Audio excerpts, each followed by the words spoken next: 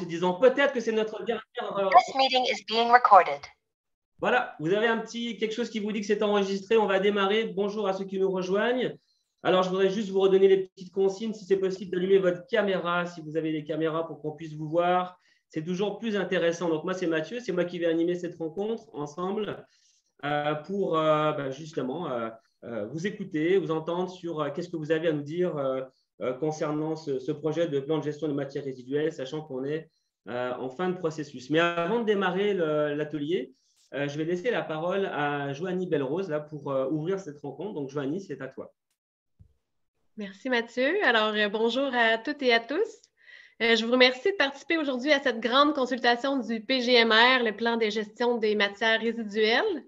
Peut-être pour se remettre en contexte, je tiens à rappeler que la démarche actuelle est une obligation selon la loi sur la qualité de l'environnement. En ce moment même, ce sont toutes les MRC et municipalités du Québec qui travaillent à l'élaboration de leur plan de gestion de matières résiduelles pour les années 2023 à 2030. L'année dernière, on avait débuté les travaux avec une première consultation citoyenne. Les services de la Ville sont partis avec vos idées pour préparer un plan qui a été ensuite soumis au conseil municipal à l'automne. Alors aujourd'hui, on vous revient avec ce plan et on souhaite le bonifier, entendre vos commentaires, entendre les petites sonnettes aussi des participants qui entrent dans la discussion, entendre vos préoccupations et s'assurer de ne rien oublier. Lorsqu'on parle de matières résiduelles, on pense souvent à nos bacs de poubelles, de recyclage, de compost. En vérité, c'est beaucoup plus que ça. Vous l'avez vu, hein? Notre plan visera des actions concrètes pour les 7 années à venir, autant pour réduire à la source, collecter et valoriser les matières organiques, pour augmenter la récupération des résidus de construction, rénovation, démolition, pour améliorer la performance des matières recyclables, favoriser l'économie circulaire, et aussi pour accentuer l'information, la sensibilisation, l'éducation et la participation de toutes nos parties prenantes. Bien que cette démarche soit obligatoire, nous considérons que ce qui lui donne de la valeur, en fait, c'est votre implication.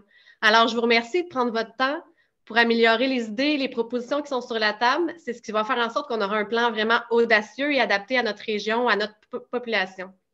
Aujourd'hui, on veut que vous parliez de votre réalité, de vos besoins et de vos préoccupations. C'est comme ça qu'on construira un avenir plus vert pour les générations futures. En tant que présidente de la Commission de l'environnement et de la mobilité, je vous remercie d'avoir accepté notre invitation en si grand nombre. C'est vraiment encourageant de voir que l'environnement et la gestion de nos déchets, bien, ça vous tient à cœur. Alors, je nous souhaite à tous et à toutes une bonne consultation. Merci beaucoup, Joanie. Donc, oui, c'est vrai que les gens arrivent encore un petit peu. Donc, on va s'assurer que tout le monde est bien connecté. Faites-nous signe si jamais vous aviez des problèmes de connexion pour être certain que parfois des gens sont connectés, puis on pense qu'ils sont là, puis ils ne sont pas là. Donc, j'insiste sur le fait, si c'est possible, d'allumer vos caméras pour nous assurer que vous êtes bien avec nous et qu'il n'y a pas de problème de connexion. Alors, voilà, on va démarrer cette dernière phase de consultation du PGMR. Donc, on a préparé cette rencontre, bien évidemment, pour que vous puissiez les unes et les autres, et les uns et les autres, apporter et bonifier encore vos commentaires par rapport au guide et par rapport au plan qui a été travaillé depuis de longue date dans le processus. Aujourd'hui, l'objectif, c'est de le faire de façon conversationnelle et très circulaire, en prenant bien sûr vos avis sur les faits saillants de vos mémoires. Tout le monde aura bien évidemment droit à la parole et vous pouvez vous exprimer autant que possible. Mais l'enjeu aussi de cette phase de consultation, c'est de créer aussi de la conversation et d'aller plus loin sur les sujets et d'approfondir. Donc, moi, je vais m'attacher à faire en sorte que tout le monde puisse bien prendre la parole. Donc, pour la parole, c'est simple, je pense que vous le savez tous. On peut aller en bas de votre écran et puis activer la main. Là, en réaction, on peut activer une petite main pour les prises de parole. Et puis, si jamais vous avez un petit problème avec la main, on peut aussi utiliser des vraies mains, là, comme ça. C'est aussi possible, il n'y a pas de problème. Je vais aussi me permettre, en fait, dans les conversations, peut-être s'il y a des gens qui veulent être en réaction, faire des commentaires, pour installer quelque chose d'une conversation, de donner la parole à ceux qui voudraient réagir. Donc, on va aussi se donner de la souplesse pour qu'on ait aussi un temps qui soit le plus approfondi possible sur les sujets. Puis, comme l'a dit Joanie, ça nous concerne tous. Donc, autant que faire se peut, qu'on puisse avoir un maximum d'échanges sur ce temps-là. Bien évidemment, vous avez vu, c'est enregistré. L'équipe du Bureau de l'environnement est aussi là cet après-midi pour prendre les notes, compléter les recommandations de cette phase de consultation. Donc, n'ayez crainte. L'avantage de la visio, c'est que tout est enregistré et qu'on peut tenir à jour toutes les informations. Voilà. Est-ce que tout le monde est prêt pour cet après-midi de travail? Montrez-moi que vous êtes tous bien motivés, que vous avez envie de dire plein de choses. Oui, ça a l'air. Parfait. Parfait. Alors, on va démarrer tout de suite ce travail-là de consultation. Vous allez tous aller dans le chat. Je vais vous le proposer dans le chat, donc dans l'atelier de discussion. Et puis, nous écrire à tous qu'est-ce qui fait votre motivation de venir cet après-midi là parler de ça. Qu'est-ce qui fait votre motivation cet après-midi de venir? Puis moi, ça va me permettre de guider la discussion. Donc, dans le chat, je vais vous inviter à écrire moi, pourquoi je suis venu cet après-midi? Est-ce que c'est plus par curiosité ou j'ai encore des choses à dire? J'ai un sujet en particulier que j'ai envie d'aborder. Donc, c'est un peu lister vos attentes pour m'assurer que tout le monde soit sur les mêmes sujets. Puis que si jamais il y a 4-5 personnes qui sont sur la même chose, ça va permettre d'adresser directement les sujets importants. On va se laisser 2-3 minutes et je vais vous laisser aller sur le chat et adresser pourquoi vous êtes venus cet après-midi dans ce travail-là, sachant que pour la plupart, ce n'est pas une découverte, vous avez déjà participé au processus, donc j'imagine qu'il va y avoir des sujets techniques que vous voulez aborder. Donc allons-y, écrivez donc sur le chat pourquoi est-ce que vous êtes venus cet après-midi, puis on va pouvoir récupérer ça et alimenter notre conversation de cet après-midi. Alors, Michel a commencé, améliorer les interactions.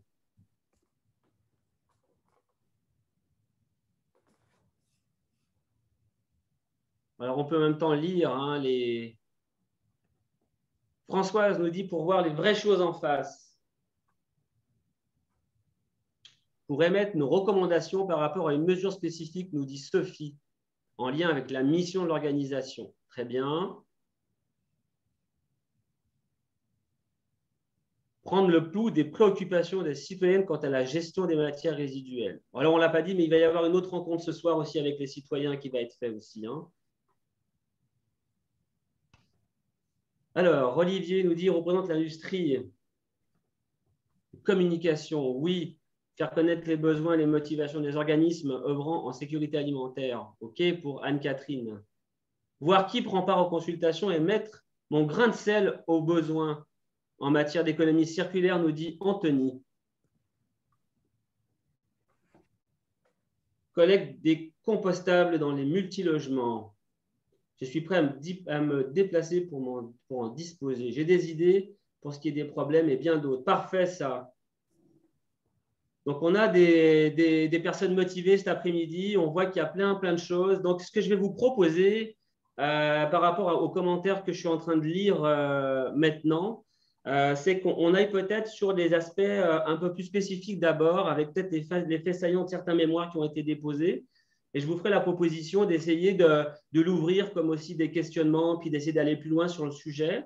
Donc, je vais vous demander, dans ce cas-là, de vous faire connaître ceux qui voudraient prendre la parole. Et puis, on va pouvoir y aller comme ça par rapport à ce qui a été nommé. Et donc, on va pouvoir, bien sûr, lancer la conversation. Alors, qui veut démarrer sur un sujet, qui veut briser la glace pour cet après-midi? Réal, levez la main. Parfait, une main naturelle, une vraie main s'est levée. Et je l'ai vu tout de suite. Alors, Réal, c'est à vous. Parfait. Alors, vous m'entendez bien? Oui, Réal, on vous entend. Allez-y. Après, oui. Super. Bon, premièrement, mon nom, c'est Réal Vigneault. Pour ceux qui me connaissent, c'est pas nouveau. Et je fais partie du comité du verre de Sherbrooke. Je suis d'abord citoyen de Sherbrooke, c'est ça, c'est important. Et je travaille depuis longtemps quand même, toujours pour l'environnement, mais personnellement, j'ai fait une démarche moi-même pour l'environnement depuis 40-50 ans, entre autres, pas pour me vanter d'aucune façon, mais au niveau, par exemple, de la gestion des déchets, je pense que j'ai réussi à atteindre peut-être un maximum ou presque. Il y a toujours trop de déchets, mais je suis toujours surpris de la quantité minime que je peux envoyer aux déchets à comparer à tout ce que je vois autour de moi. Alors, j'ai de la difficulté, par exemple, à remplir un bac de déchets dans une année. Parce que la dernière année, par exemple, j'ai réussi à remplir mon bac de déchets pour le dépotoir, mais c'était seulement avec les déchets que j'ai ramassés sur le bord de la rue. Alors, vous voyez, alors ce n'est pas nécessaire d'avoir énormément de déchets. Ça, c'est une chose. Mais une des premières choses que vous voulez dire d'abord, c'était bravo pour ce système pour cette consultation, premièrement, là. Et ma première question était, est-ce que avec ces consultations-là, la population va être vraiment écoutée? Est-ce qu'il y a quelque chose de nouveau? C'est ce que je sens et j'aimerais ça avoir le pouls de certaines personnes par rapport à ça, parce que dans le passé, on a eu l'impression que la population n'était pas vraiment écoutée. Là, j'ai l'impression qu'il y a une autre vague. Alors, c'est là ma première question. Alors, ça, c'est une question qui est intéressante. Est-ce que ce soir, vous faites quoi, Réal? Ce soir? À 18h30, qu'est-ce que vous faites? Je vais peut-être aller sur la deuxième. Parce que vous aurez la réponse à votre question, Réal. Comment les citoyens vont être écoutés pour cette question en particulier? Est-ce que je peux me permettre de vous donner envie de venir ce soir pour avoir la réponse à votre question?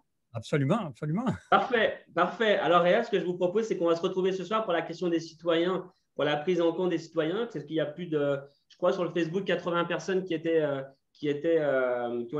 ont manifesté de l'intérêt. Donc, on va pouvoir en discuter à ce moment-là, si c'est possible pour vous, Réal. OK, c'est beau. C'est bon, merci, Réal. Alors, on a S. S, c'est comme Sylvain, comme… Oui, Sylvain, exactement. Oui, c'est ça. C'est vrai, c'est ça? Sylvain, oui. Je ne sais pas comment ça se fait, mais en tout cas, j'ai enregistré ça, puis je n'ai jamais réussi à changer mon nom. Alors, on ne va pas régler le problème technique, c'est correct. Mais je sais qu'il y a beaucoup de gens qui ont des choses à dire. Moi, je suis natif de Sherbrooke, nouvellement revenu à Sherbrooke après avoir travaillé à Montréal longtemps. Et puis, je suis d'accord avec le dernier intervenant. Les déchets à l'enfouissement, on n'a pas besoin d'en mettre beaucoup. Si on composte et qu'on recycle, vraiment, là, il ne reste pas grand-chose à mettre. Mais j'habite dans une coopérative de 75 unités où il n'y a pas le compostage. Alors, je ne sais pas comment faire. J'avais déjà pris l'habitude, même à Montréal, avant qu'il y ait la collecte de compost. On compostait dans un parc, on avait un petit composteur, tout ça. Puis j'aimerais ça continuer à composter. Et je ne comprends pas comment ça se fait. J'ai regardé dans les statistiques, si j'ai bien compris, la collecte de compost coûte moins cher que le recyclage et que les déchets à l'enfouissement. En plus de ça, c'est écologique. C'est une grande source de gaz à effet de serre. Alors, pourquoi on ne rend pas ça disponible? Si on est capable de donner un bac à compost à une maison unifamiliale, pourquoi est-ce qu'on n'est pas capable de fournir? Moi, je n'exige même pas que ce soit à ma coop. Ça pourrait être réparti dans différents coins de rue. Je suis prêt à me déplacer pour aller porter mon compost. Ça serait très simple à collecter. Alors, je ne comprends pas pourquoi ça ne se fait pas. OK, donc ça, c'est une proposition que vous demandez, Sylvain. Oui, entre autres, j'aurais plein d'autres idées, mais là, je vais me limiter à celle-là qui est la plus urgente pour moi. Merci beaucoup, Sylvain, mais vous pourrez revenir tantôt. C'est bien d'avoir des petites propositions qui reviennent de façon circulaire. Merci. On a Olivier, Pierre et après Sophie. Olivier. Oui, excusez-moi. Bonjour. Juste pour bien comprendre, moi, j'ai quelques points également. Donc, est-ce que c'est ici qu'on les dit? Je fais état de mes constats, c'est ça? Oui, par rapport au plan, par rapport à ce que vous avez lu, par rapport à ce que vous avez envie de nommer dans les propositions, allez-y. D'accord. Donc, je dois juste spécifier que je parle à mon nom personnel parce que je crois à ça personnellement, mais je travaille pour Englobe, la compagnie, une compagnie qui gère des matières résiduelles organiques. Donc, je parle spécifiquement ici du bac brun, donc des matières résiduelles organiques qu'on composte depuis 2007 au site de Bury, dans l'enceinte de Valoris. Un contrat public qu'on gagne depuis ce moment-là. Mes points, je vais essayer d'y aller rapidement. Il y a beaucoup de monde sur l'appel. Je pense qu'il est très important de mettre en lumière le beau succès de la ville de Sherbrooke depuis 2007. Donc, on collecte les matières organiques qui sont compostées puis ensuite réutilisées en grande partie localement. Donc, c'est composté localement et ensuite c'est réutilisé localement. Beaucoup, beaucoup dans la ville de Sherbrooke aussi. Très peu de citoyens le remarquent. Et je pense que ceci, si c'était diffusé, ça pourrait amener les gens à comprendre ce qui se passe dans l'arrière-scène, comme on dit, backstage, Ouais. puis ce que ça donne comme résultat. Donc, le compost qui est produit à partir du bac brun est réutilisé en grande partie dans la ville, par la ville. Également, utiliser ce levier-là de communication pour parler de la contamination des matières organiques très contaminées. En fait, relativement très contaminées, mais il y a quand même beaucoup de matières résiduelles dans le bac brun. Et chaque matière résiduelle qu'on retrouve dans le bac brun, c'est des frais de gestion supplémentaires qui font augmenter le tarif, naturellement, le frais de compostage ou de gestion de la matière organique, qui serait très important de baisser le plus possible pour que ça coûte le moins cher aux citoyens. Donc, si on pouvait faire de la communication spécifiquement sur les corps étrangers, spécifiquement sur les corps étrangers tranchants, dont le verre et le métal, ça pourrait grandement aider la qualité du gisement et le coût à la tonne. J'aimerais spécifier que la ville de Sherbrooke bénéficie d'un tarif probablement des moins chers au Québec pour la gestion de la matière organique du bac brun.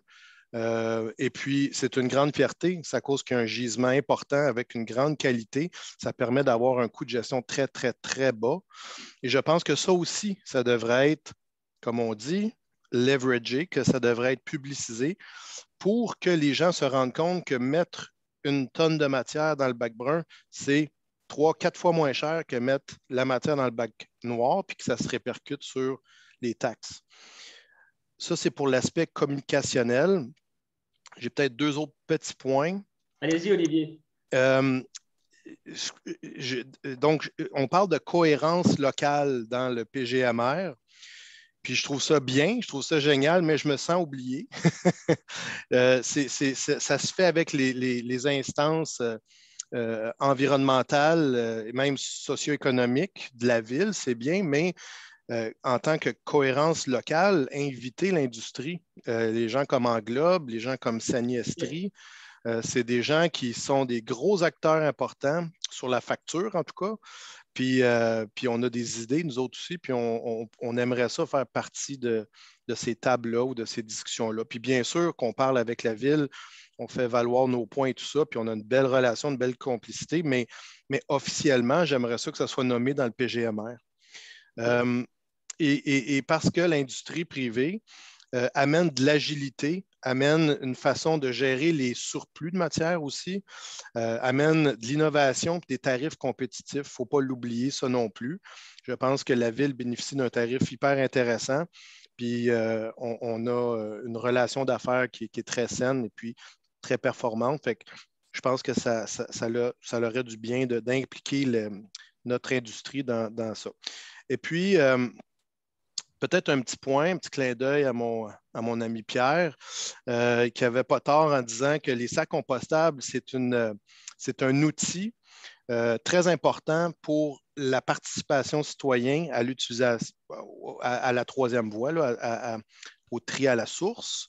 Je pense que c'est très important d'en faire la promotion, mais naturellement, il faut faire la promotion des bons produits. Les sacs OXO bio, les sacs de plastique, ça, c'est vraiment une nuisance, c'est une pollution. Fait que de spécifier exactement qu'est-ce qui est utilisable, qu'est-ce qui ne l'est pas, je pense que ça aiderait les citoyens dans leur choix, puis ça les aiderait à participer davantage. Puis je terminerai mes points en disant que en tout cas, Englobe est très ouvert à faire des visites du site de compostage, un des plus gros sites de compostage au Québec. On est chanceux, je pense, d'avoir ça en Estrie. Puis, naturellement, les gens de la ville, du PGMR, plusieurs l'ont déjà vu, mais même les citoyens, vous êtes invités, si vous voulez, à venir visiter nos installations. Ça va nous faire plus que plaisir, là. Fait que c'est ça. Voilà. Merci.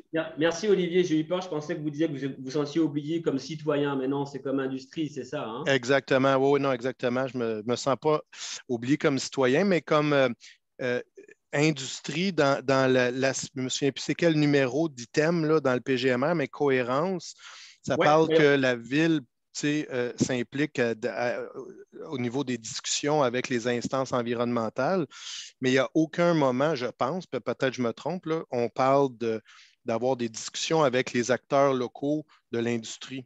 Je pense que ça serait parfait. intéressant. Olivier, je pense que vous avez une fan de la première heure. Il y a Sophie qui applaudit tout le temps ce que vous dites, hein. Sophie, est-ce que vous êtes là, Sophie? Vous pourriez réagir en même temps. Allez-y. Bonjour. Allez-y, Sophie. Puis Pierre, je vous donne la parole dans 2 minutes, hein. Mais vu que Sophie applaudit toutes les minutes ce que dit Olivier, on va en profiter pour lui laisser la parole. Sophie, allez-y. Merci, Sophie.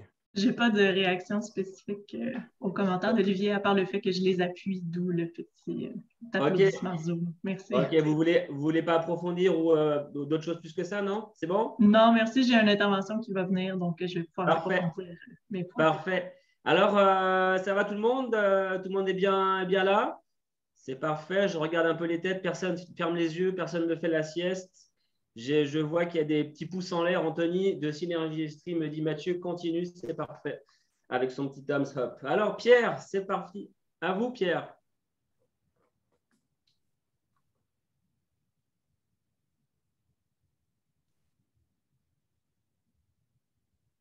Pierre, vous voulez que… Ouais, il faut enlever décrocher votre micro. Tu peux le faire en langage des signes aussi, si tu veux. Ouais, ça va être un peu plus long, par exemple.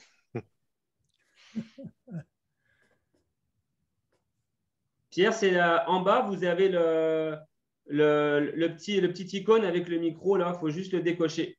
En bas à gauche de la vignette. Vous le voyez?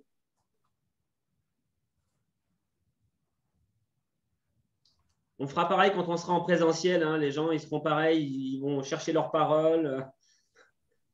Est-ce que Pierre… Je m'excuse, ma souris est en train de rendre l'âme. Je vais voir entre les deux.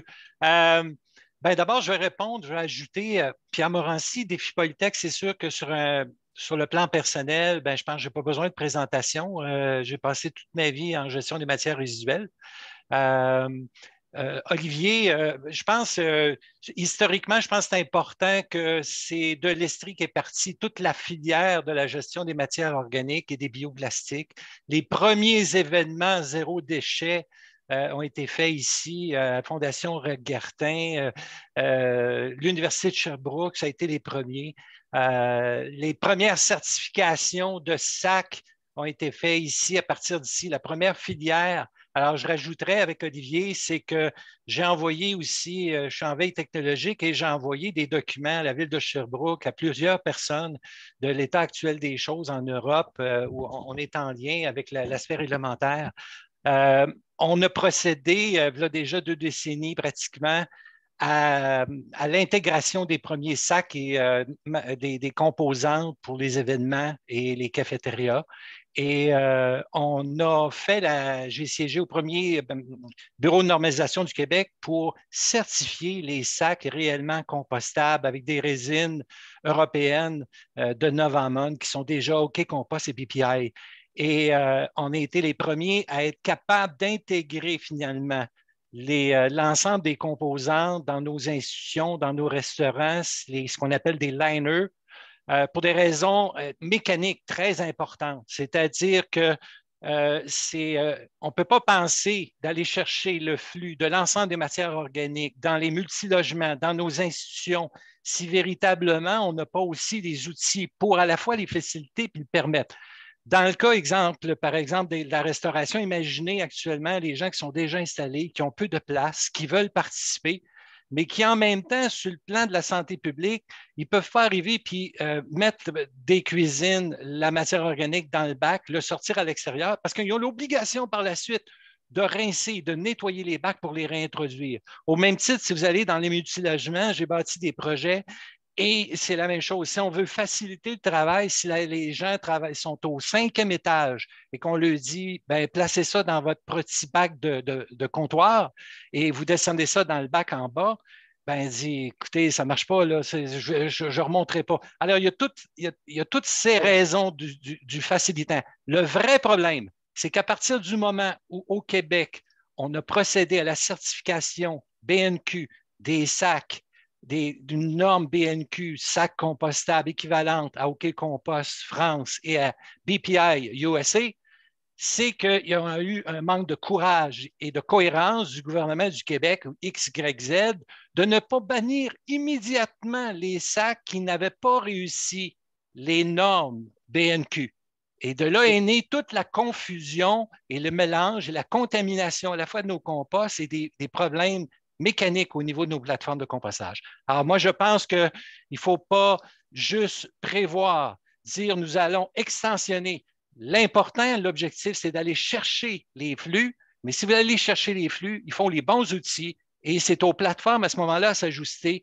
Et Englobe en est effectivement un exemple, mais il manque maintenant la cohérence, c'est-à-dire, je pense qu'il est important pour la ville de Sherbrooke, si elle veut atteindre son objectif, de aussi s'assurer qu'il y a une réglementation pour bannir les sacs non conformes. C'est de la confusion, c'est de la mauvaise information. On doit encadrer l'utilisation de ces outils qui sont essentiels pour l'atteinte des objectifs en matière des matières organiques. Bang! Premier élément. Deuxième élément, ben écoutez, peut-être que je reviendrai, mais mettons que je me suis tapé les 120 pages du rapport du BAP. Ce que je peux dire, historiquement, je pense que c'est le meilleur rapport qu'on a eu dans les dernières décennies. Il est très courageux. C'est rarement, mais il est unanime par rapport aux principaux groupes nationaux, mais il impose un virage extrêmement important.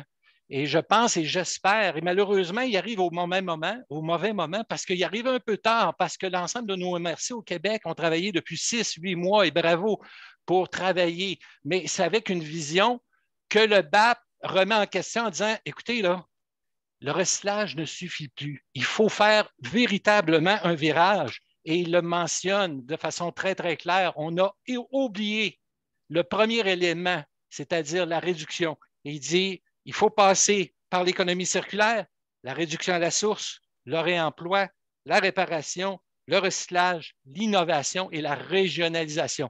Et je pense que la pandémie nous a révélé une chose, c'est que les gens parlent d'autonomie alimentaire, d'autonomie économique. Et je pense que, entre autres, le compostage, c'est fondamental. Il ne faut pas oublier non plus le compostage domestique. Le berceau, il est ici. Donc, je me limiterai à ça, mais je pense que c'est important parce que la BAP, là, c'est 1 an de consultation. C'est 25 séances et ateliers, 29 conférenciers. C'est 585 documents. C'est 1000 personnes qui ont participé. Alors, on peut regarder les faits saillants importants, mais je m'en garderai. Mais j'ai commenté chacune des fiches et des mesures et je pense que ça va être important d'en discuter. Défi Polytech et l'intérêt final, c'est que Défi Polytech, je rappellerai que c'est 240 employés, plusieurs usines et dans nos 2 usines, là, on détourne 98,7 et 99,5 de nos milliers de tonnes de matière et on a des projets de recherche. Alors, je vous reviens plus tard pour commenter différents aspects, mais il faut intégrer absolument, je sais que ça va être un travail important, mais en toute cohérence, notre nouveau conseil qui s'est présenté en matière d'environnement de façon importante, puis je les félicite, je pense qu'en toute cohérence, on doit effectuer un virage. Merci Pierre. En tout cas, si vous voulez nous mettre des informations dans le chat et n'importe qui d'autre dans les informations de réseau, n'hésitez pas à faire des commentaires aussi sur le chat. Donc Pierre, vous pourrez nous revenir au fur et à mesure. On va s'assurer que, moi j'aimerais aussi que ceux qui n'ont pas encore pris la parole puissent la prendre, bien évidemment. Mais merci Pierre, c'est très apprécié les commentaires. Puis vous avez donc fait des commentaires aussi sur chaque mesure. Donc l'équipe du Bureau de l'environnement va forcément les prendre en compte. Donc merci Pierre. Sophie, à vous. Oui, merci. Donc, bonjour tout le monde. Moi aussi, j'ai des commentaires qui sont peut-être un peu plus spécifiques, là, puis j'aimerais ça faire un petit état de la situation ici là, avant pour introduire un petit peu. Donc, j'en ai pour quelques minutes. Donc, je me présente, là, Sophie Valence-Doucette. Je suis directrice générale de l'organisme Festival et événements verts de l'Estrie, FEV de son petit nom. Donc, nous aussi, en fait, on a déposé un mémoire détaillé par courriel. Donc, je voulais juste faire une intervention un peu plus générale pour pouvoir voir aussi s'il y a des commentaires ou réactions. Mais évidemment, l'équipe de la Ville pourra aller consulter notre mémoire pour les recommandations vraiment spécifiques. Donc, l'intervention d'aujourd'hui, en fait, moi, elle concerne vraiment spécifiquement la mesure numéro 17 de la proposition de PGMR par rapport au fait de favoriser l'éco-responsabilité dans le secteur événementiel, qui est le secteur dans lequel FEV travaille. Donc, FEV, on est un OBNL qui existe à Sherbrooke depuis 2013 à la suite du leg de la Société hôtesse des Jeux du Canada. On a accompagné depuis 2013 plus de 200 événements sherbrookois dans leur démarche d'éco-responsabilité. On a sensibilisé plusieurs milliers de personnes à l'importance des gestes éco-responsables, détourné près de 110 tonnes de matières résiduelles de l'enfouissement grâce au tri qu'on effectue spécifiquement dans les événements avec notre équipe verte. Donc, on a fait plusieurs constats, en fait, à travers les années, puis on constate malheureusement que malgré les mesures qui sont mises en place jusqu'à maintenant, les événements éco-responsables à Sherbrooke sont encore très rares. Les événements qui ne font pas affaire avec FEV sur une base volontaire n'ont pas suffisamment d'autres incitatifs ou ressources pour établir des objectifs d'éco-responsabilité. Puis, on observe vraiment que la grande majorité des événements sherbrookois ont une gestion des matières résiduelles qui est encore très problématique. La quasi-totalité des événements sherbrookois vont mettre en place seulement le strict minimum pour la collecte des matières résiduelles, donc mettre en place des bacs roulants sur le site de leur événement. Puis, on le sait, les matières résiduelles qui sont générées dans les événements sont inévitablement mal triées, vont toujours nécessiter un tri secondaire pour éviter d'aller contaminer par la suite les voies du recyclage ou du compostage. Puis, ce sont des matières qui contiennent énormément de matières à usage unique qui auraient pu être réduites à la source. Ce tri secondaire-là, il est très rarement effectué pour éviter d'aller contaminer le recyclage ou le compostage, à moins de faire affaire avec FEV, puisque c'est un service qu'on offre, mais ce n'est pas un service qui est obligatoire. Puis, les événements manquent d'incitatifs et de ressources pour pouvoir mettre en place leur propre équipe verte. Pourtant, la Ville de Sherbrooke met en place des obligations. Hein. Il y a une réglementation au niveau des matières recyclables qui est présentée d'ailleurs à l'annexe du PGMR, qui stipule que les promoteurs d'événements sont responsables de la qualité des matières résiduelles qui sont générées dans leur événement, qu'ils doivent informer leur clientèle des matières qui sont acceptées et que c'est interdit de laisser des matières qui sont souillées ou contaminées dans les bacs de recyclage. Comme on le voit là, dans la proposition de PGMR, c'est l'intention de la Ville de Sherbrooke d'étendre cette responsabilité-là aux matières organiques également, alors que la situation en ce moment montre que ce n'est même pas respecté pour l'instant au niveau des matières recyclables. Donc, ça laisse transparaître le fait qu'il y a des changements vraiment significatifs qui vont être nécessaires pour le respect de la réglementation actuelle et future. Puis, ces changements-là, selon nous, doivent vraiment passer par la sensibilisation, la formation, l'accompagnement ciblé des organisateurs d'événements, puis qu'il va falloir joindre à ces règlements-là des efforts importants au niveau de la communication, au niveau de la quantification et de la reddition de comptes de la part de la Ville directement pour être capable de vérifier le respect de la réglementation au niveau des événements. On le sait, on vit un contexte qui est très particulier au niveau des événements avec la pandémie, évidemment, qui va avoir encore des répercussions sur plusieurs années. La charge de travail qui est imposée aux organisateurs d'événements a fortement augmenté. Donc, c'est primordial d'assurer que les obligations qu'on leur impose sont accompagnées des ressources nécessaires pour leur faciliter la tâche autant que possible dans l'implication d'objectifs d'éco-responsabilité. Donc, la mesure numéro 17 qui est présentée dans la proposition de PGMR présente plusieurs actions qu'on trouve très intéressantes. Par contre, on recommande que ces actions-là soient plutôt orientées vers la mise en œuvre d'une démarche, oui, obligatoire d'éco-responsabilité, mais une démarche complète au niveau de l'éco-responsabilité, pas seulement au niveau de l'accès aux équipements de collecte.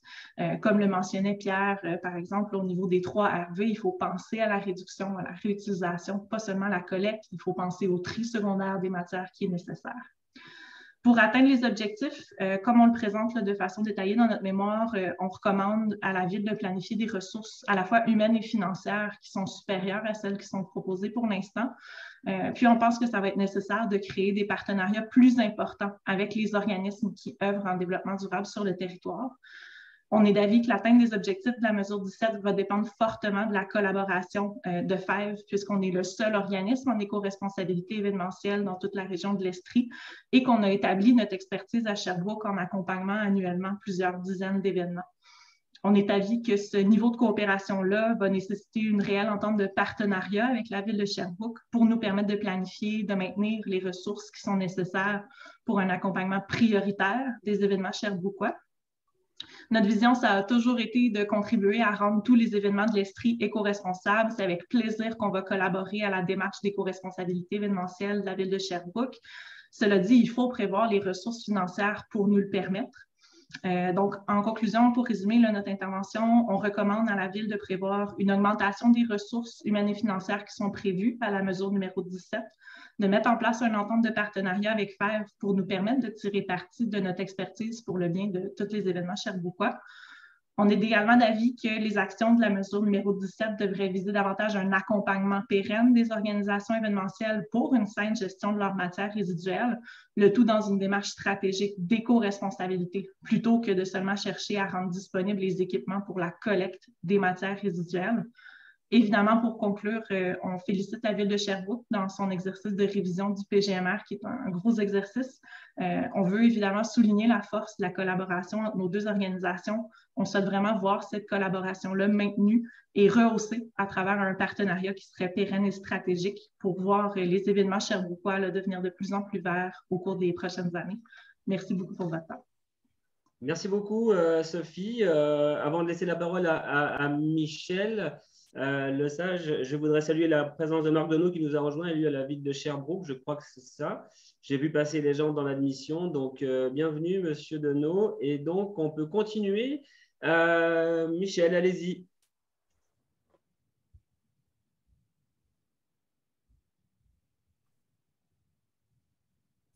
OK. Alors, bonjour à tous, Michel Lesage, directeur général chez Estriaide. Alors, merci de la tribune, puis félicitations pour l'initiative. Je pense qu'il y a beaucoup de joueurs auprès de la table, autour de la table, qui ont un intérêt marqué. Nous, je n'ai pas eu le temps de le déposer, je vais être franc, on est hyper sollicités en ce moment, mais je vais échanger avec les dirigeants de la ville sur les informations qu'on veut partager. Mais grosso modo, les besoins qu'on a, c'est vraiment au niveau de subventions, de financement, au niveau de différents projets qu'on a et aussi du soutien technique, des montages de dossiers lorsque vient la subvention. On a quand même, chez Estriaide, on a environ 70 employés, peut-être environ 6 à 8 personnes au niveau de la gestion, mais qui n'ont peut-être pas les compétences ou l'expérience, si je peux me permettre, pour ce genre de dossier-là. Mais c'est évident qu'au niveau de tout ce qui touche le recyclage, Pierre Morancy a soulevé des points super importants et de notre côté, on a terminé une partie de notre bilan annuel 2022 par rapport à l'année 2020. Il y a des chiffres qui sont absolument ahurissants que je vais vous partager un petit peu. Là, mais si on parle d'un exemple au niveau des articles qui ont été vendus en magasin, pour ceux qui le savent, on a un centre de dons, on est chanceux avec la population de Sherbrooke et on a le magasin, mais cette année, on a une augmentation de 40 sur les articles de maison qui ont été vendus, donc des grille-pains, des petits électroménagers comme ça. Donc, on a vendu tout près de 340 000 articles. Au niveau des vêtements vendus, au niveau des vêtements, on a 45 d'augmentation, tout près de 290 000, donc 90 surtout de la mode féminine. Alors, c'est des exemples comme ça d'impact que ça a sur nous de notre côté. Au niveau du centre de dons, uniquement cette année, on a environ tout près de 50 000 véhicules qui sont venus déposer des choses de notre côté. Nos camions de livraison ont fait pour environ 33 000 kilomètres de livraison à travers la périphérie de Sherbrooke. Et si on regarde au niveau de déchets qu'on a travaillé au niveau de notre recyclage, uniquement là, en carton, on a traité pour environ 52 tonnes de carton, qui est environ 49 d'augmentation versus l'an passé. On a baissé nos déchets là, dans les centres d'enfouissement de 6 à 523 tonnes, ce qui est encore beaucoup. On a différents projets de notre côté au niveau d'achat d'équipements, l'organisation de la ligne de production pour être encore plus efficace, pour valoriser des articles qu'on ne prendra pas ici, les envoyer vers d'autres partenaires. Alors, vous avez vu aussi l'annonce qu'on a fait au niveau des électroménagers. Ce n'est pas une annonce qui était très présente à faire, mais on avait des problèmes techniques au niveau des réparations à faire. On en a discuté avec Polytech Et c'est pas des choses, mais pas des choses intéressantes à mentionner, mais il y a une réalité qu'on a besoin d'aide à certains égards. Oui. Il y a des choses qu'on peut faire, d'autres qu'on ne peut pas faire, mais c'est une réalité qu'on est confronté à tous les jours.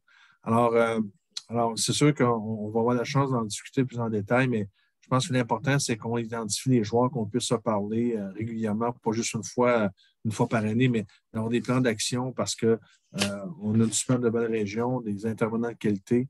Alors, grosso modo, c'est un peu ce que je voulais passer comme message. De notre côté, on a beaucoup de défis avec la main-d'œuvre. Vous savez que nous faisons de la réinsertion sociale. Donc, tout ce qui touche le volet formation, c'est intéressant. On travaille avec le Centre Saint-Michel, avec l'orientation travail. Il y a des choses qui se mettent en place. Mais je pense qu'une cohésion avec les différents joueurs de la région, c'est un impératif. Alors, merci. Merci beaucoup, Michel. Merci beaucoup pour le témoignage. On comprend que vous allez faire des retours au bureau de l'environnement un peu plus précis, hein, c'est ça? Oui, exactement. Merci. 24 heures d'une journée. D'accord. Oui, c'est vrai. Merci pour votre témoignage. Alors, Jacinthe, c'est à vous. Bonjour, je suis Jacinthe Caron, je suis la directrice du Conseil régional de l'environnement de l'Estrie. Nous, on travaille sur tous les enjeux environnementaux pour l'ensemble de la région de l'Estrie. On a le bonheur de suivre les plans de gestion des matières résiduelles de maintenant 9 MRC. Donc, ça nous donne quand même l'avantage de pouvoir comparer ce qui se fait d'une région à l'autre. Donc, nous, comment on a perçu le PGMR, c'est, sans grande surprise, je crois, c'est vraiment le PGMR des grands défis. La ville de Sherbrooke, ça a été nommé précédemment, travaille depuis longtemps pour améliorer sa performance et obtient des résultats plus intéressants que beaucoup d'autres municipalités québécoises, notamment d'autres grandes municipalités. Le défi que la ville s'est donné pour ce PGMRC, c'est vraiment il reste à s'attaquer au plus difficile. On fait souvent la comparaison, quelqu'un qui veut perdre du poids, on dit le premier 20 livres est plus facile, puis le dernier 5 livres est plus difficile. Je commence à penser qu'on est rendu dans celui-là. Il faut s'attaquer à repenser la manière de produire et de consommer, réduire à la source et stimuler la participation aussi de la troisième voie, la voie de la récupération de la matière organique dans les multilogements, dans les industries, commerces et institutions. Donc, on s'attaque cette fois-ci au changement de comportement, que ce soit au niveau citoyen ou industriel. Donc, ça implique aussi, ça demande également de s'impliquer beaucoup plus personnellement avec de l'accompagnement. Ça a été nommé aussi précédemment, le besoin d'accompagnement, des fois à la pièce, parce que chaque industrie, chaque événement est particulier. Tout à l'heure, quelqu'un parlait d'un système de condo. Donc, je pense qu'on est rendu dans presque le cas par cas, là, sans vouloir exagérer. Donc, si j'avais beaucoup de choses à dire, donc je vais quand même essayer de faire attention. On avait quand même des commentaires en lien avec le bilan. On a trouvé difficile parce que, on part d'un et d'anciens PGMR pour se rendre à celui-ci et les prochains. On avait de la misère à évaluer exactement comment les actions mises en œuvre dans l'ancien PGMR influencent les nouvelles actions de celle-ci. Donc, on a vu, là, on a réussi X mesures à X pourcentage, mais au-delà de ça, on se disait que si certaines causes n'ont pas été... je parle en même temps que quelqu'un. Hein? Excusez-moi, je vais régler ça. Je cherche la personne qui a laissé son micro ouvert. C'est peut-être réel. Je regarde juste. Non, monsieur. C'est Madame Nancy Corriveau. C'est parfait, merci. Excusez-moi, ça fait un peu espion de chercher qui prend la parole. Je suis désolé, mais excusez-nous d'avoir coupé, Mme Caron. Alors, allez-y. C'est beau, ça m'a un peu mélangé dans mon idée. Je voulais dire d'autres choses.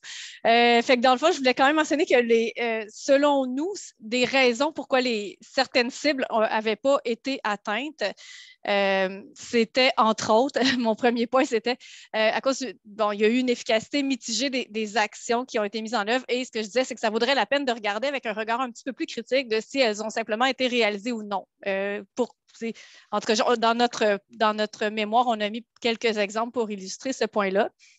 On croit aussi que si certaines cibles n'ont pas été atteintes, quand je parle de cibles, c'est les objectifs de réduire à 450 kilos par année, par exemple, les matières enfouies.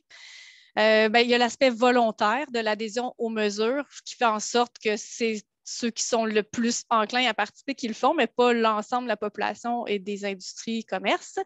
Le manque d'accès parfois aux infrastructures, comme le nommé monsieur avec le condo, par exemple, et l'accompagnement.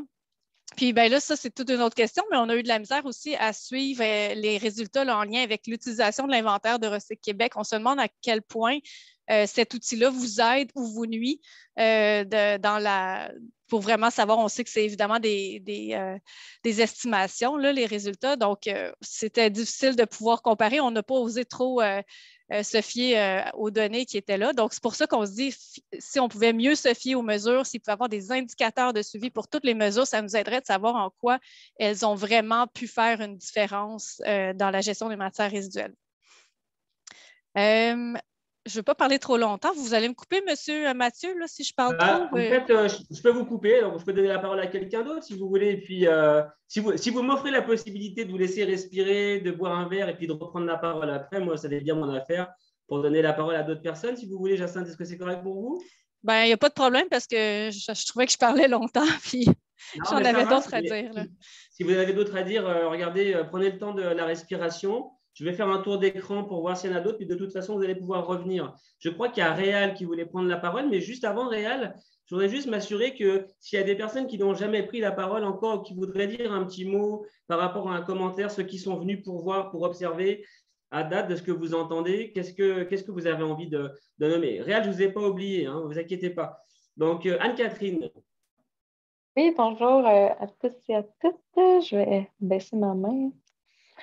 Donc, oui, c'est Anne-Catherine Pilon d'Entreprendre Sherbrooke. Je suis chargée d'un projet collectif en sécurité alimentaire qui est mis en œuvre cette année ici à Sherbrooke. Puis, en fait, je suis ici cet après-midi pour représenter les organismes qui œuvrent en sécurité alimentaire sur le territoire de Sherbrooke, qui sont des acteurs importants de la lutte au gaspillage, du détournement, de l'enfouissement de certaines matières organiques. Donc, dans le cadre de l'élaboration du projet qui consiste en un plan d'action en sécurité alimentaire, en lutte au gaspillage, puis en inclusion sociale, j'ai sondé un peu les organismes à savoir si justement il y avait des enjeux qui vivaient par rapport à la gestion des matières résiduelles, étant donné le contexte du nouveau plan de gestion des matières résiduelles. Puis, ils se sont mis à nommer des enjeux qui vivaient au quotidien avec la gestion des matières au sein de leur organisme. Fait que je me suis proposée pour rédiger un mémoire là, que je vais vous envoyer d'ici la fin de la journée. Puis, en gros, ce que ce mémoire-là demande, c'est tout simplement qu'ils soient davantage consultés au niveau de leurs besoins particuliers dans les différentes situations de logement, là, que ce soit de leur situation locative, disons. Là, certains organismes sont dans des logements considérés comme des multilogements, certains organismes sont considérés comme des commerces. Par contre, les infrastructures, les installations actuelles ne permettent pas toujours de faire affaire avec les services de la ville. Puis, les organismes qui doivent faire affaire avec le privé, c'est souvent des coûts très importants. Donc, certains organismes font des fois tout simplement affaire avec personne pour l'instant. Donc, c'est vraiment une réalité à considérer. Puis, une autre des préoccupations, c'était vraiment d'être impliqué dans, surtout au niveau de la mesure 3, qui est la mesure concernant la lutte au gaspillage. Donc, c'est des acteurs majeurs en lutte au gaspillage sur le territoire de Sherbrooke, étant donné qu'ils transforment des tonnes. Moisson Estrie, l'année dernière, a transformé 713 tonnes de matière en repas, en dépannage alimentaire. Donc, ils veulent vraiment faire partie de cette réflexion-là que constitue la mesure 3. Donc, c'est tout simplement pour faire connaître leurs préoccupations puis leur motivation. C'est vraiment des acteurs qui sont hyper motivés et très proactifs à ce sujet-là. Ils le trouvent important. Puis, ils veulent vraiment que la gestion soit simplifiée pour leurs employés. Merci Anne-Catherine. Alors, Jacinthe, juste un petit moment. Je vais refaire un petit tour pour savoir s'il y a d'autres personnes aussi qui voudraient faire un commentaire, d'autres personnes qui voudraient dire quelque chose d'une façon générale ou Il y a des commentaires sur le chat qui sont intéressants si vous voulez approfondir ou questionner quelqu'un qui a écrit quelque chose sur le commentaire. c'est tout à fait possible. Hein. On peut réagir aussi aux commentaires qui sont écrits par certains ou certaines et puis échanger là-dessus. Donc, je vous laisse regarder bien à chaque fois le chat pour pouvoir réagir quand vous en avez envie, bien évidemment. Jacinthe, c'était pour rebondir. Alors, Jacinthe, je vais vous permettre de rebondir et puis après, il y a Réal, je ne vous ai pas oublié. Alors, allez-y, rebondissez, Jacinthe. C'est vraiment très rapide. C'est que c'est une des recommandations qui est rédigée dans notre mémoire, mais comme Anne-Catherine vient de présenter le volet de la sécurité alimentaire, nous, on avait proposé l'idée d'engager les organisateurs communautaires de quartier là, qui travaillent, là, excusez, je n'ai pas le terme exact, là, mais qui travaillent dans les quartiers plus défavorisés, d'essayer de faire un maillage avec la question de la bonne utilisation des différents bacs dans les multilogements. On se disait que si c'était fait à travers une activité communautaire, peut-être même en lien avec la sécurité alimentaire, ça pourrait être une façon plus intéressante de rejoindre cette clientèle-là qui est souvent très difficile à joindre, comme tu l'as mentionné. Merci, Jacinthe, pour le commentaire et ça fait du coup sur ce que dit Anne-Catherine, effectivement. Alors, est-ce qu'il y a d'autres personnes qui veulent dire quelque chose avant que je puisse redonner la parole à des gens qui ont déjà parlé?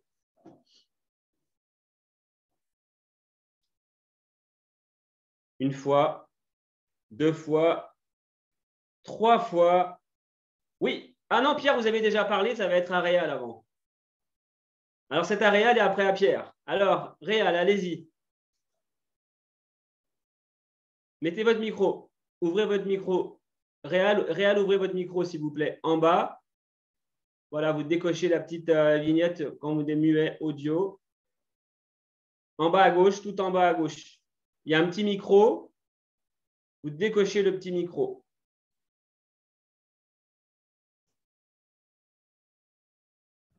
Ah, OK, il s'était fermé tout seul. OK, merci. C'est moi qui voulais fermer, Réal, je m'excuse. C'est moi qui voulais fermer. Je fais des blagues comme ça, moi, sur Zoom. Allez-y. C'est bon. Alors, premièrement, c'est que je vais parler au nom un peu du Comité du verre de Sherbrooke parce que c'est moi qui est le porte-parole du Comité du verre. Et j'ai quelques sujets, mais je vais essayer de faire ça quand même assez vite. OK. Premièrement, le Comité du verre de Sherbrooke, c'est un peu moi qui l'a parti avec d'autres 7-8 personnes, citoyens de Sherbrooke. Et on a réussi, avec la municipalité, à débloquer le premier projet pilote pour avoir des conteneurs. Et il a fini par en avoir la moitié que ce qu'on avait demandé. Il y a encore bien du monde qui crie un peu pour en avoir dans leur coin. Ça ne bouge pas vite. Mais ce qu'on se rend compte, c'est que 2019, une commission parlementaire qui dit qu'il ne faut plus qu'il y ait de verre dans les dépotoirs. On est rendu en 2022. À Sherbrooke, on a encore 75 % du verre qui va dans les dépotoirs.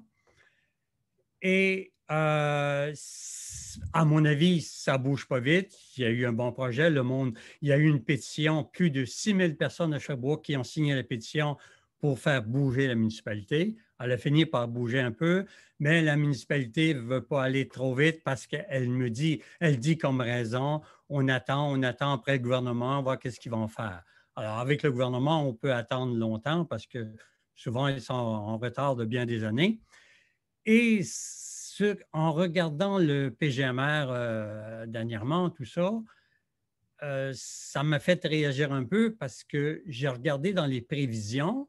Là, en ce moment, comme j'ai dit, 75 % du verre va encore dans le dépotoir, ce qu'on appelle de la valorisation. Je pense que c'est charrier un peu. Dire qu'un produit qui va dans le dépotoir s'appelle de la valorisation, il faut faire attention, il ne faut pas berner le monde quand même, là. Deuxièmement, pour 2030, on dit on veut 75 % du verre recyclé. Alors, ma question est, mais pourquoi pas on ne pourrait pas viser 100 %? Le verre, c'est une des matières les plus faciles, c'est prouvé, à récupérer maintenant. Et là, même pour 2030, qui n'est pas demain matin, on vise juste 75 %. Alors, c'est déjà pas mal, Réal, non? C'est déjà bien, 75 %. Bien, ce n'est pas assez parce qu'on pourrait assez facilement se rendre près de 100 %. Alors, pour 2030, oui, pour 1 an, 2 ans, je comprends, Mais il ne faut pas oublier qu'en 2019, la commission parlementaire avait dit 0 au dépotoir. Et là, on parle en 2030, 75 %.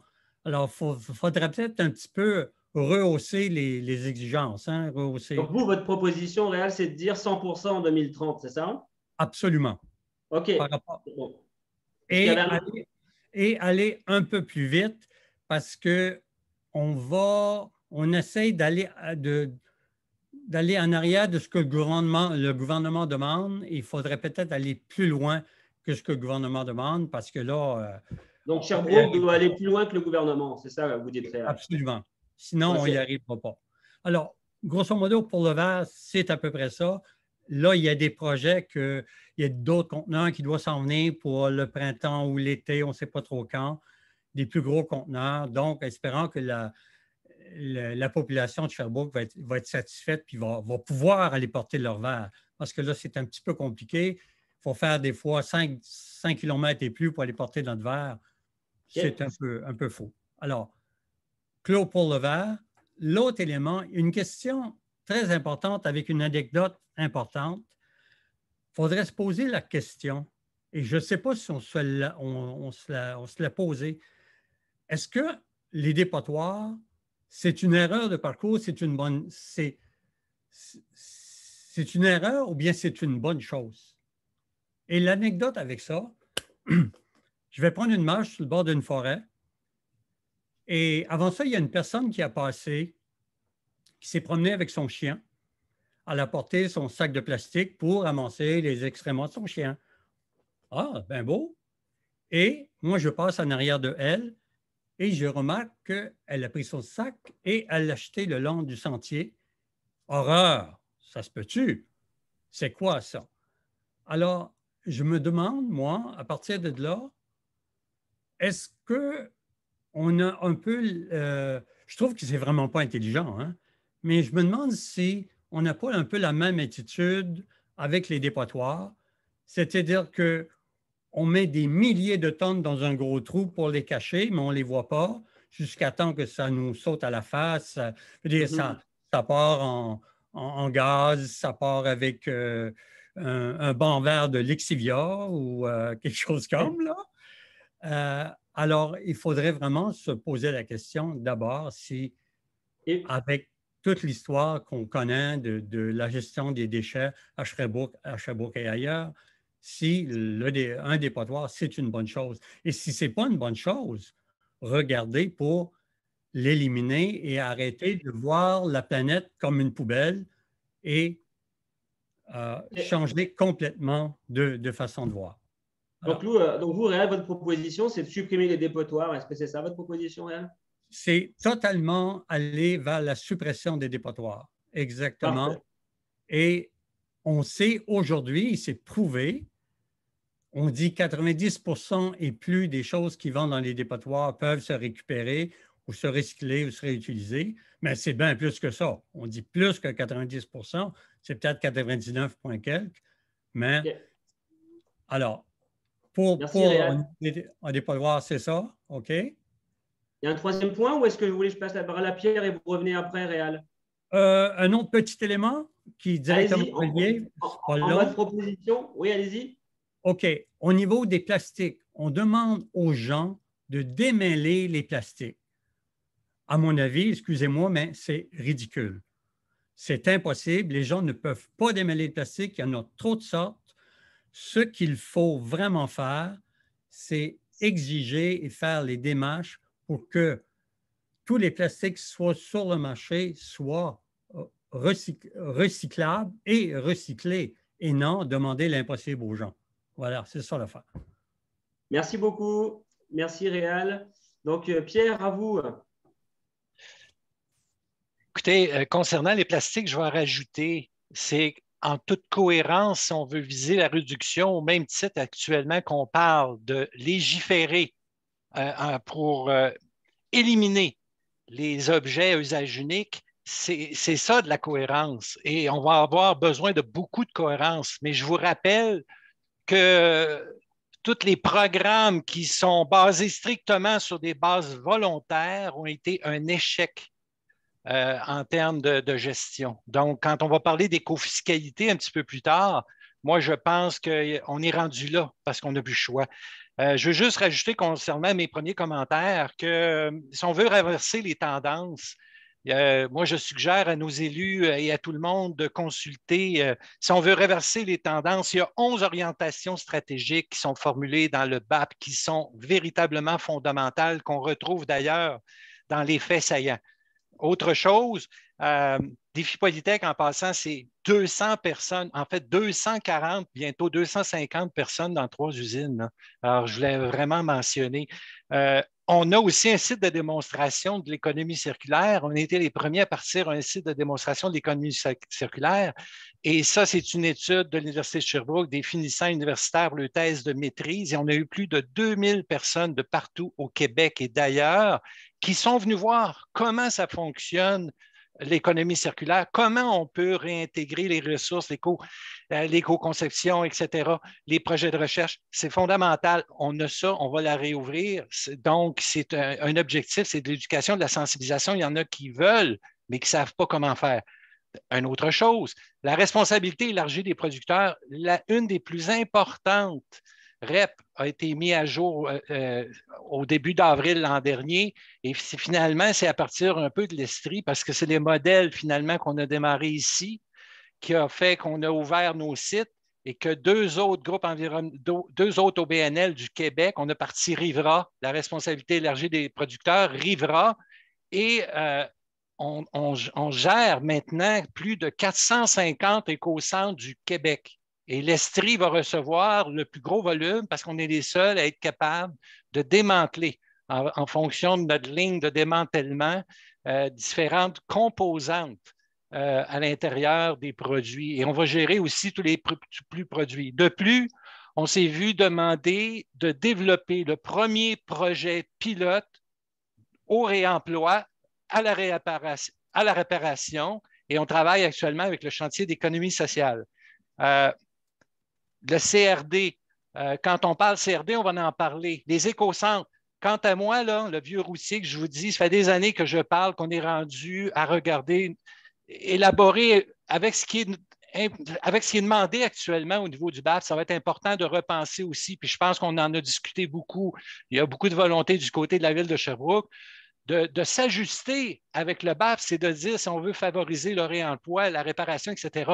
On parle des CRD, on parle des encombrants. Je pense qu'un nouveau modèle d'éco-centre qui serait voué au réemploi, qui permettrait à ce moment-là, à la fois, par exemple, à des gisements, à des flux d'être gérés là, à permettre plus facilement l'intégration, le traitement, le réemploi, la réparation, à ce qui est de la vente, à ce qui est de la formation. Donc, on est rendu à une nouvelle étape. Et le cœur, et d'ailleurs, plusieurs intervenants ont parlé de l'importance des réseaux d'éco-centres. Et je pense qu'il était prévu encore là des budgets. Moi, je m'adresse aux élus. C'est extrêmement important parce que les éco-centres sont le cœur de toute l'action que va jouer dans les prochaines décennies nos municipalités, nos MRC. Nous devons optimiser effectivement et avoir les budgets parce que c'est de façon transversale qu'on va travailler. Et je pense que c'est important qu'il y ait des budgets essentiels. L'accessibilité des données, vous avez totalement raison. On va avoir un système de traçabilité sur les centaines de milliers de pièces actuellement qu'on traite. On a un système de traçabilité. Recherche et développement, vous en parlez aussi. Je pense qu'en toute cohérence, si on veut traiter les gisements dont vous mentionnez, il faut se coller.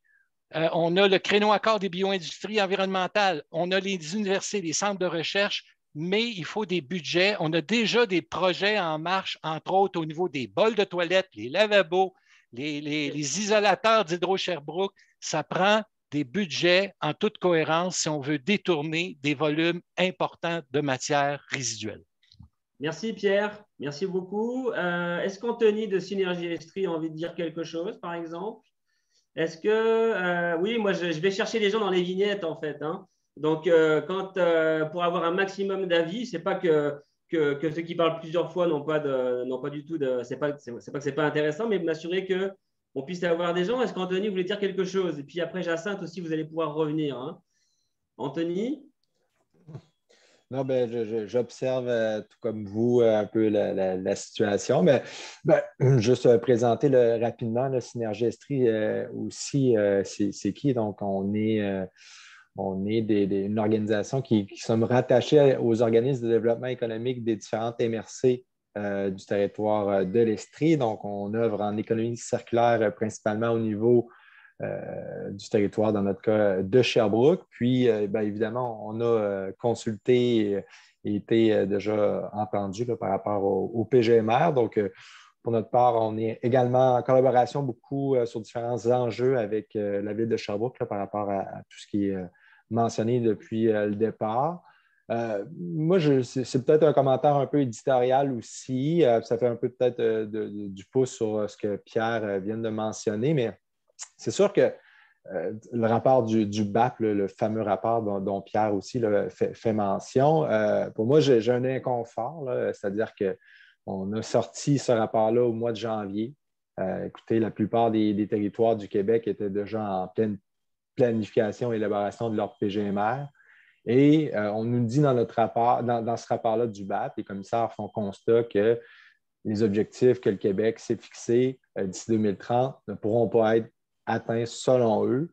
Mais malgré tout ça, tout le Québec en entier, tous les territoires sont partis à travailler sur leur PGMR avec les objectifs que le gouvernement du Québec leur ont donnés comme cible à atteindre. Donc, je trouve ça un peu spécial qu'une commission aussi importante arrive à la fin du processus d'élaboration des PGMR puis qu'on mette un gros doute sur la capacité du Québec et des territoires à rencontrer ces cibles-là.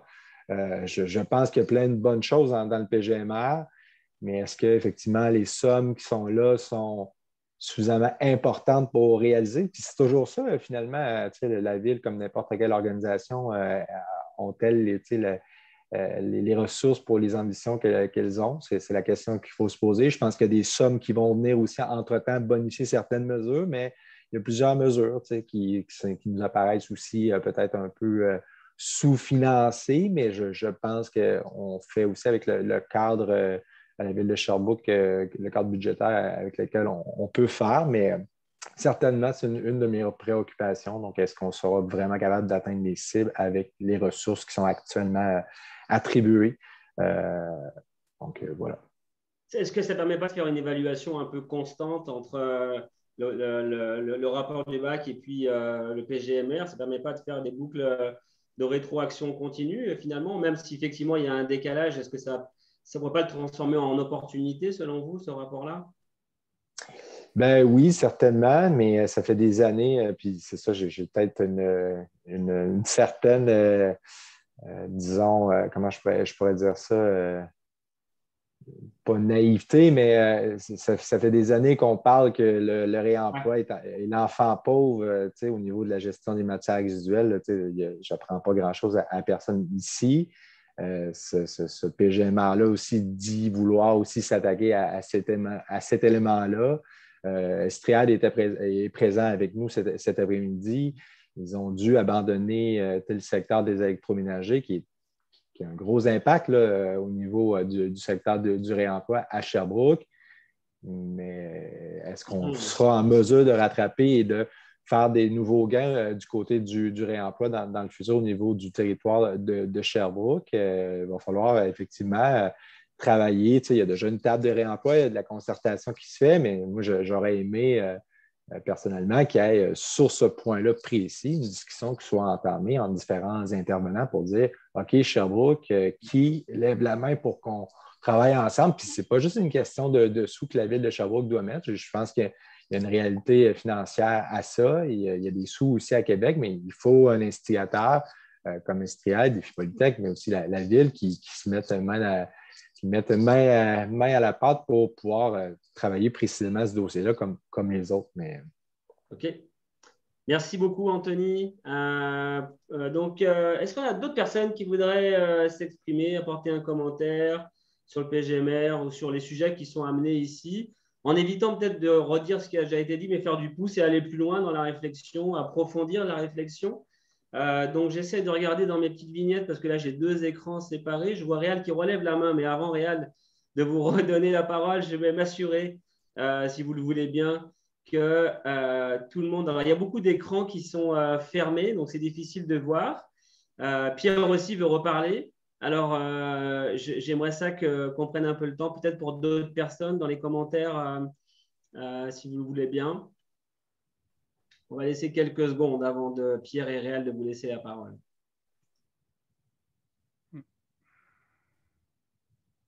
Je peux vous mettre un petit peu de musique si vous voulez, hein, c'est ça? Classique. Alors, personne veut reprendre la parole, personne qui n'aurait pas parlé, c'est bon pour tout le monde. Alors, on va y aller sur les points précis, j'imagine encore avec Pierre, avec son expertise et aussi Réal. Donc, Réal, je crois que vous aviez levé la main manuelle avant. Alors, on va y aller pour Réal et après Pierre. Allez-y, Réal. OK. Deux petites choses, simplement. Tu m'entends bien? Oui? Oui, oui. On n'est pas tous les deux, Réal. Il y a 40 personnes. Hein. C'est bon. Je sais bien. Allez-y.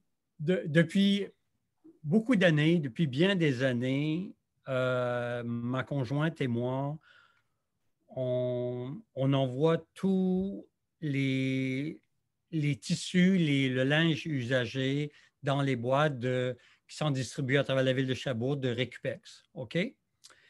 Et on a toujours pensé que le linge qui n'était pas, les vêtements, le linge qui n'était pas réutilisé était recyclé pour faire autre chose. Je viens d'apprendre hier que des tonnes et des tonnes de tout ce linge-là, de tous ces vêtements-là, directement dans les dépotoirs.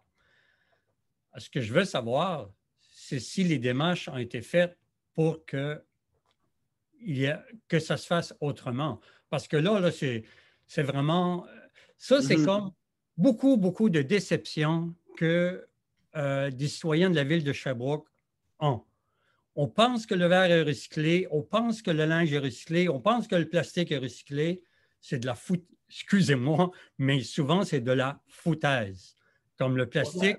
Prenez juste le plastique, ce que j'ai vu dernièrement sur le site de la municipalité, juste le plastique qui s'étire. Mais oui, mais tous les plastiques qui est marqué recyclable dessus, est-ce qu'ils sont recyclés? On ne sait même pas. Et alors, c'est tout ça. À un moment donné, il faut… Qui est réel. Est-ce que ça veut dire que si vous mettez en mode recommandation ou proposition, ça serait de s'assurer que tous les éléments qui sont recyclés soient bien recyclés pour de vrai, c'est ça? Exactement. Et faire les démarches pour l'histoire des vêtements qu'on croyait que c'était, comme beaucoup de monde à Sherbrooke croit que c'est recyclé. Il y en a une bonne partie qui est réutilisée quand le linge est encore portable ou exporté en Afrique ou ailleurs, ça on le sait. OK. Ça, c'est important. Et un autre petit point pour un peu tout le monde, si vous ne le savez pas, il y a une pétition à l'Assemblée nationale sur la gestion des déchets, les dépotoirs, tout ça. Et ça ne bouge absolument pas. C'est comme si le monde n'était pas intéressé. Alors, pour ceux qui ne le savent pas, vous irez faire un tour pour le signer. Voilà. Merci, Réal. Je voudrais juste… Il y a Olivier qui félicite et est responsable pour l'élaboration du projet PGMR, Olivier Sylvestre.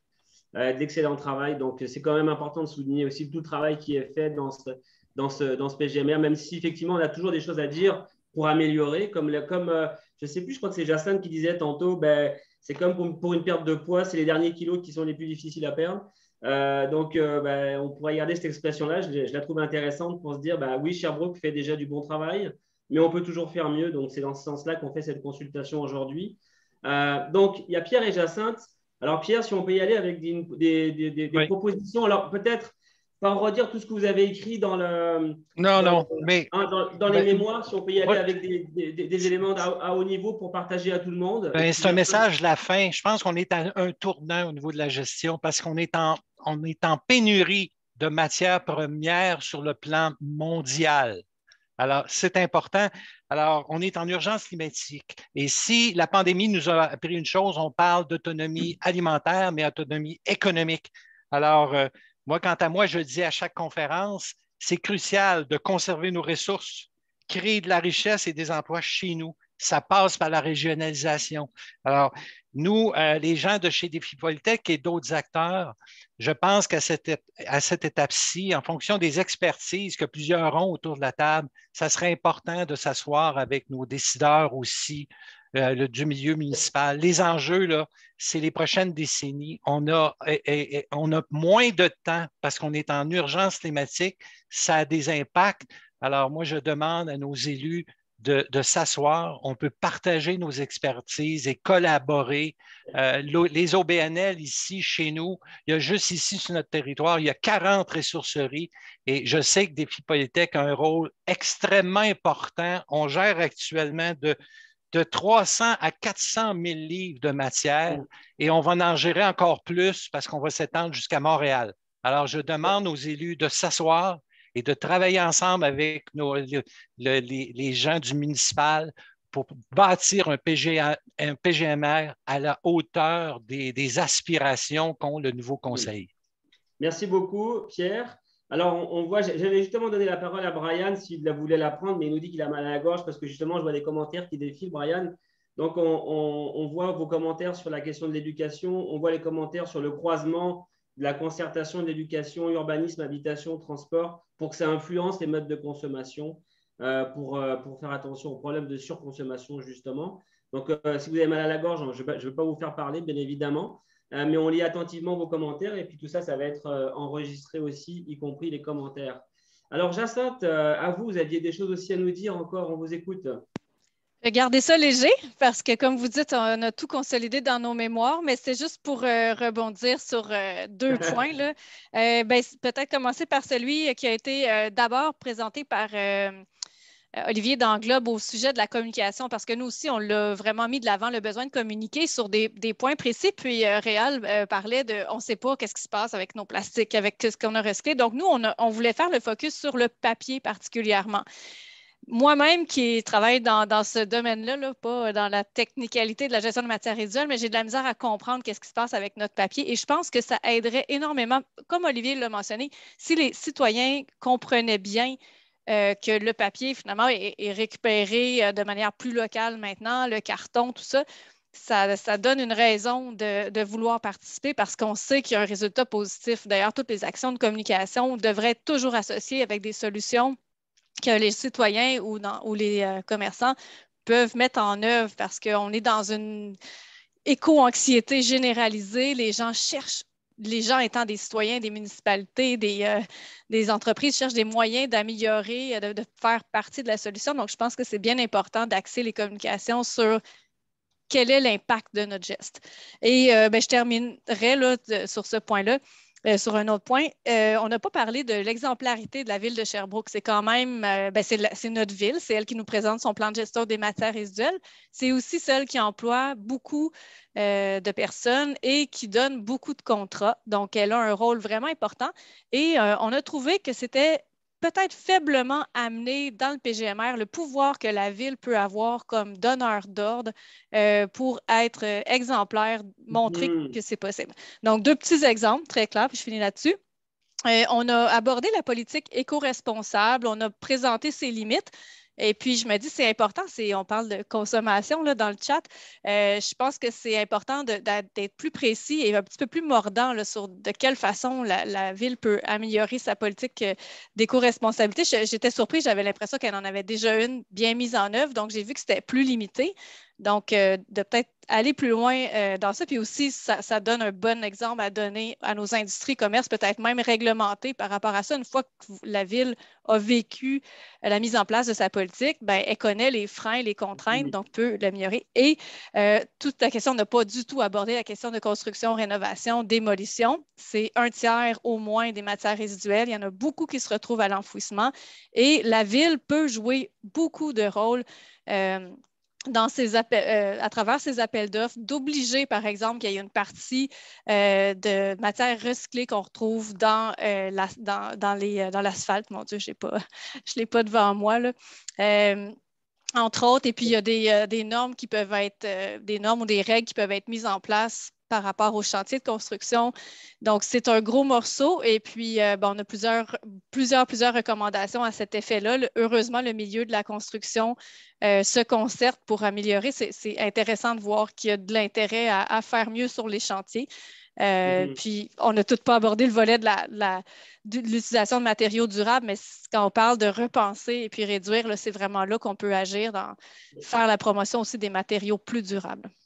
Donc, l'exemplarité de la ville, on retiendra ça aussi, Jacinthe. Merci beaucoup. De toute façon, tout ça, ça a été nommé dans vos mémoires. Ça va être on va garder ça précieusement.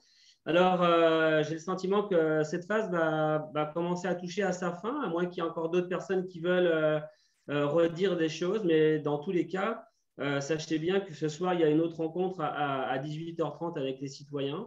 Donc, il ne faut pas hésiter, hein, si vous avez rencontre avec les citoyens, ça sera peut-être moins technique, mais il y aura quand même la possibilité toujours à chacun et à chacune de pouvoir s'exprimer. Je pense que l'équipe du Bureau de l'environnement a fait un formidable travail, ça a été nommé. Oui, il y a des améliorations à apporter. C'est très intéressant, Jacinthe, ce que vous amenez en complément, c'est-à-dire qu'on se bonifie puis on essaie toujours d'aller plus loin. Donc, est-ce qu'on a fait le tour? Est-ce que vous avez tous et toutes pu nommer ce que vous aviez à nommer? Je regarde. Ça a l'air que oui. Juste un petit élément. Réal. Alors, attendez, Réal. Je vais donner la parole à Sylvain. On va prendre Sylvain et Réal, d'accord? Sylvain, allez-y. J'ai la parole, là? Oui, allez-y, Sylvain. OK. Alors, juste pour mentionner qu'on parle beaucoup de réduction puis de faire appel aux différents niveaux de gouvernement, puis aux entrepreneurs, puis à la ville, puis à tout ça. Mais même si on réussit à réduire nos déchets vraiment au minimum, reste que les compostables, là, pour les réduire, il va falloir qu'on mange moins, c'est toutes des choses qui sont essentielles. C'est les résidus qui vont rester toujours. Et si on n'apprend pas à les gérer comme il faut, ils vont toujours avoir... Puis ce sont parmi les plus problématiques.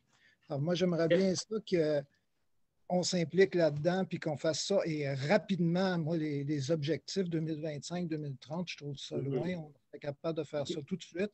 Puis ensuite, on s'occupera du reste. Mais en tout cas, on s'en occupe en même temps, c'est sûr, parce que c'est plus à long terme. Mais ça, ce serait faisable rapidement. Et je trouve que...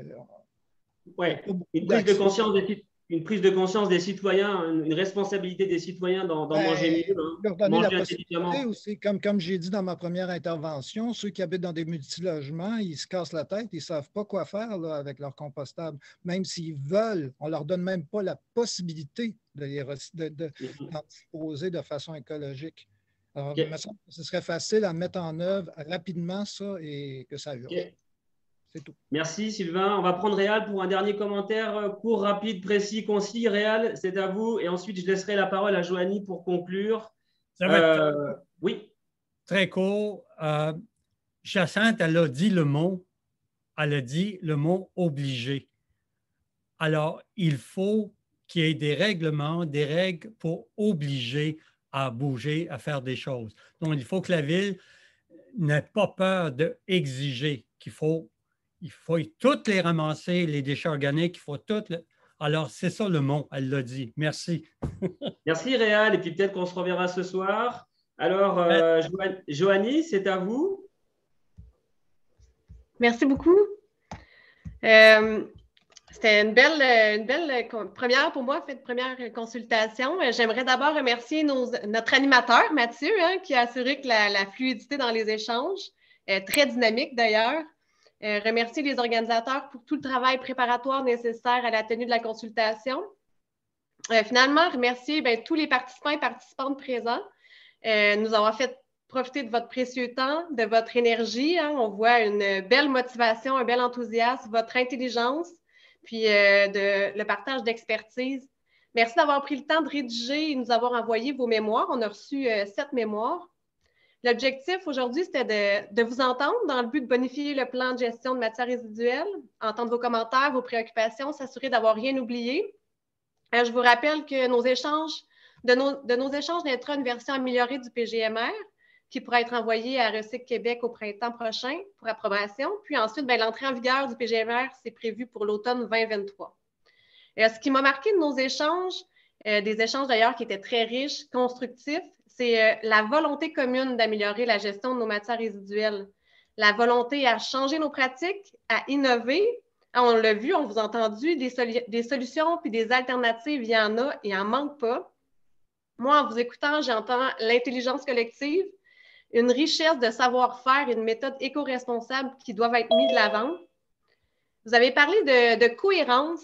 La Ville et les autres paliers de gouvernement supérieur doivent jouer leur rôle de leader en adoptant une réglementation adaptée. Je suis d'accord avec vous, puis aussi en accompagnant la population, les organisations, les entreprises vers ce virage, un virage qui est rendu nécessaire. Ça, on s'est entendu là-dessus. Ça prend de l'audace, oui, de la volonté, des efforts supplémentaires. Puis, ben, j'ai confiance qu'ensemble, on arrive à entreprendre ce virage. Vous avez parlé aussi de collaboration, de communication. Je pense qu'elle est là, notre force, si nous souhaitons atteindre nos cibles et vivre un succès. J'ai entendu aussi le besoin d'être consulté davantage.